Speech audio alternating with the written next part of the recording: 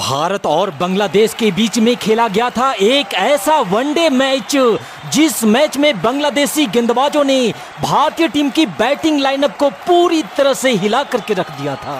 भारत का विकेट पतझड़ के सूखे पत्तों की तरह गिर रहा था और बांग्लादेशी नाच नाच करके भारतीय टीम की इस हालत के मजे ले रहे थे। देखते ही देखते पूरी भारतीय टीम मात्र 105 रनों पर ही ढेर हो जाती है और भारत को 105 पे ऑल आउट कर समस्त बांग्लादेश ने इस मैच को जीता हुआ समझकर वानरों की तरह उछलना कूदना भी शुरू कर दिया था। लेकिन रुको बांग्लादेश, जरा ठहरो, अभी इतनी भी जल्दी क्या है? अभी तो हवा में उड़ते तुम्हारे पैरों को जमीन पर पटकना बाकी है। सांस रोक देने वाले इस मैच का पूरा नजारा मैं आपको दिखाऊं, उससे पहले मैं चाहता हूं कि इस वीडियो पे आप एक लाइक देकर भारतीय टीम के सपोर्ट में आखिरी तक वीडियो में हमारे साथ बने रहें। स्वागत है आप सभी साथियों का शेरे बंगला नेशनल स्टेडियम मीरपुर से, जहां बांग्लादेश ने जीता है टॉस और भारत को पहले बल्लेबाजी करने का दिया है निमंत्रण। पहले ओवर की पहली गेंद रोबिन उथप्पा के पैरों से टकराकर फाइन लेग की तरफ गई है गेंद। लेग बाय के इस एक रन के साथ खुलेगा भारतीय टीम का खाता। ओवर की अगली गेंद जो सीधा रहाणे के पैड से जा टकराई है, एलबीडब्ल्यू की जोरदार अपील और इसी के साथ विकेट। अजिंक्य रहाणे बिना खाता खोले वापस लौटेंगे पवेलियन और मात्र एक रन पे भारत को पहला झटका लगता हुआ। फिलहाल पारी का चौथा ओवर जारी है, जिसकी तीसरी गेंद को उथप्पा ने कलाइयों के सहारे बड़ी ही खूबसूरती के साथ फाइन लेग की तरफ मोड़ दिया है। पहला चौका भारतीय पारी का उथप्पा के बल्ले से आता हुआ। उथप्पा एक बार फिर से तैयार हैं, सामना करेंगे तास्किन अहमद की अगली गेंद का, जिसे उथप्पा ने इस बार पॉइंट की दिशा से निकाल दिया है। गेंद गैप में है, मिल जाएगा एक और चौका।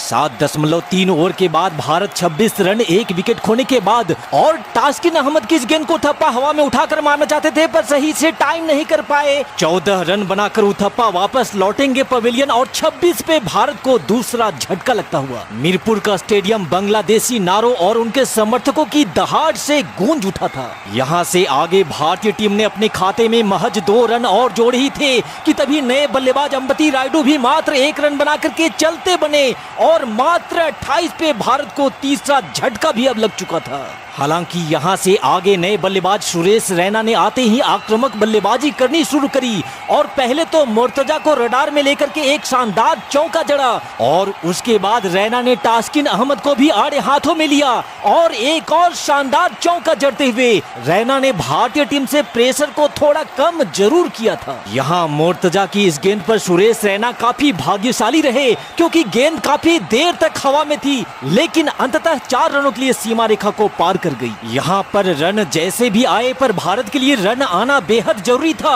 और इसी बीच सुरेश रैना एक और तेज सिंगल चुराने के प्रयास में रन आउट होने से बाल बाल बच जाते हैं। मीरपुर का ये मैदान भारतीय बल्लेबाजों के लिए काल बना हुआ था और इसी बीच तास्किन अहमद ने पुजारा को भी 11 रनों पर आउट कर मात्र 55 के स्कोर पर ही भारत को चौथा झटका भी दे दिया। यहाँ से आगे पारी के 17वें ओवर में रिद्धिमान साहा ने जैसे तैसे करके एक चौका तो जरूर लगाया, लेकिन फिर उसी ओवर में अगली ही गेंद पर रिद्धिमान साहा भी 5 रनों की पारी खेल आउट हो जाते हैं और मात्र 65 के स्कोर पर आधी भारतीय टीम अब ड्रेसिंग रूम की शोभा बढ़ा रही थी। कोई भी भारतीय बल्लेबाज यहाँ टिक नहीं पा रहा था।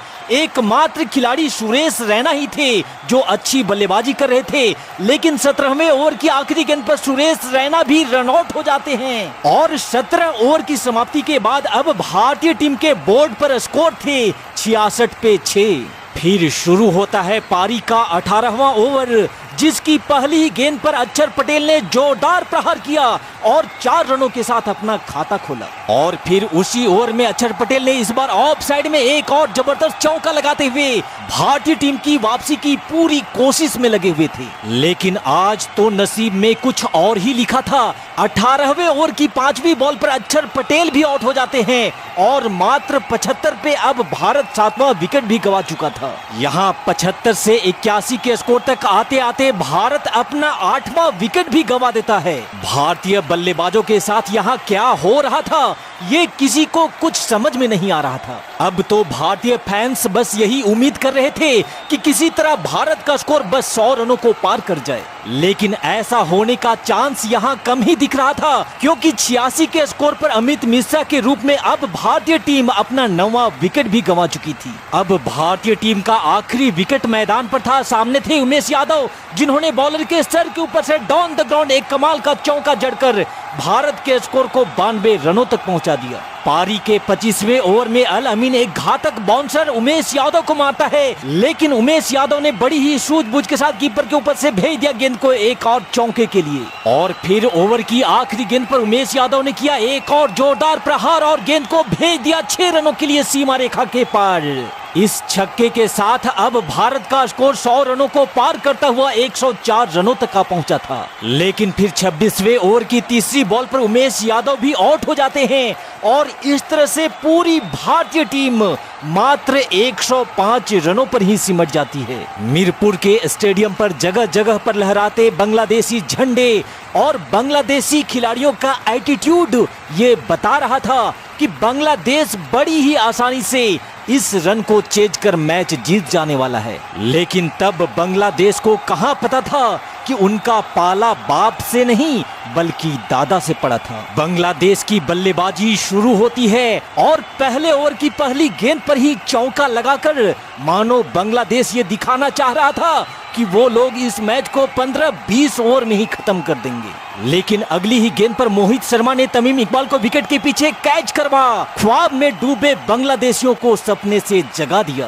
भारतीय पारी की जबरदस्त आगाज हो चुकी थी, लेकिन फिर मैदान पे बल्लेबाजी के लिए आता है मिथुन और मिथुन ने भी आते ही आक्रामक बल्लेबाजी करते हुए एक शानदार चौका जड़ दिया। चूंकि भारत के पास बोर्ड पर रन कम थे, इसलिए भारत को जरूरत थी जल्द ही एक और विकेट की। हालांकि मिथुन ने उसी ओवर में एक और चौका लगाकर अभी तक बांग्लादेशी खेमे को जलवा जलाल ही रखा था। लेकिन फिर तीसरे ओवर की आखिरी गेंद पर मोहित शर्मा ने दिला दी वो सफलता जिसकी जरूरत भारत को थी। इनामुल हक को भी बिना खाता खोले ही पवेलियन वापस भेज दिया गया था। अपने टीम की ये हालत देखकर बांग्लादेशी समर्थक जो पहले वानरों की तरह उछल कूद रहे थे, उनको अब मानो किसी सांप ने सूंघ लिया हो। हालांकि 2 विकेट खोने के बाद भी अभी तक मिथुन वैसा ही आक्रामक बल्लेबाजी किए जा रहा था।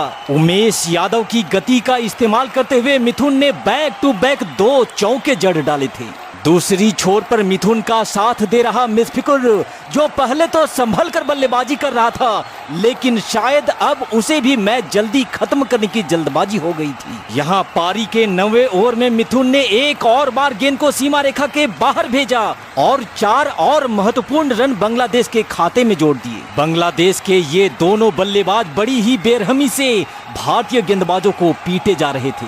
बांग्लादेशी खेमा एक बार फिर से जश्न के माहौल में डूब चुका था। लेकिन फिर 12वें ओवर की चौथी बॉल पर बिन्नी ने मुशफिकुर को विकेट के पीछे कैच करवा 44 पे बांग्लादेश को तीसरा झटका देकर एक बार फिर से भारत की जीत की उम्मीदों को जिंदा कर दिया। यहाँ से आगे बांग्लादेश ने अभी चंद रन और जोड़े ही थे कि तभी मिथुन की हीरोगिरी पे भी विराम लगाते हुए बिन्नी ने 50 के स्कोर पर बांग्लादेश को चौथा झटका दे दिया। इसके बाद तो भारतीय गेंदबाजों ने बांग्लादेश के विकेट को ऐसे गिराना शुरू कर दिया जैसे मैदान पे विकेट की बरसात शुरू हो गई हो।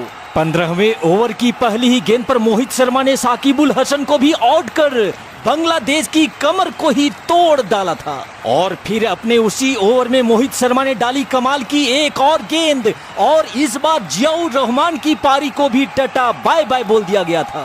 भारतीय टीम की बल्लेबाजी की मजाक उड़ाने वाले बांग्लादेशी खिलाड़ियों को अब उनकी औकात समझ में आ चुकी थी। बांग्लादेश पे अगला प्रहार एक बार फिर से बिन्नी ने किया और मोर्तजा के रूप में 56 के स्कोर पर बांग्लादेश को 8वां झटका दे दिया। इसी बीच बिन्नी की एक और कमाल की गेंद और एक और विकेट।